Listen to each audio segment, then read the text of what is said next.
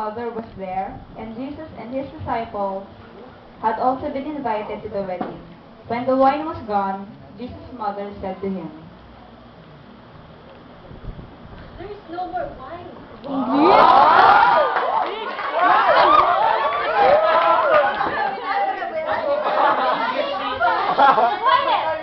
Quiet daw.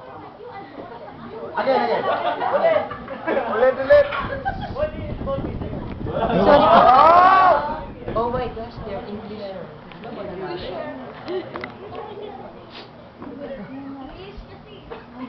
"Dear woman, why do you involve me?" Jesus replied, "My time has not yet come."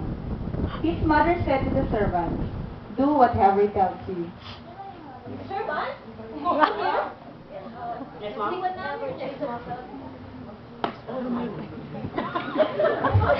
Sino ba ang servant sa mas formal pa? Nearby stood 6 stone water jars, the kind used by the Jews for ceremonial washing, each holding from 20 to 30 gallons. Jesus said to the servants, "Fill the jars with water." So they filled them to the brim.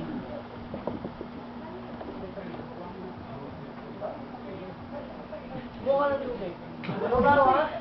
Ano ba bata? Papapagod pa ako nun. Hindi ka na kayo wala. Oo, tusan mo. Hindi ka na kayo ikaw.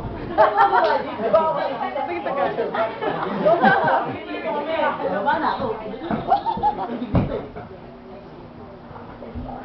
Rock, mabilang mo ba? They did so, and the master of the banquet tasted the water that had been turned into wine. He did not realize where it had come from, though the servants who had brought the water knew.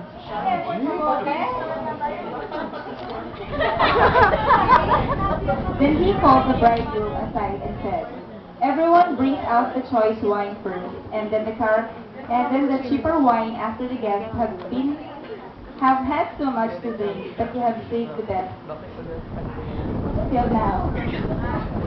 So this is the first of his miraculous signs. Jesus performed in Cana of Galilee.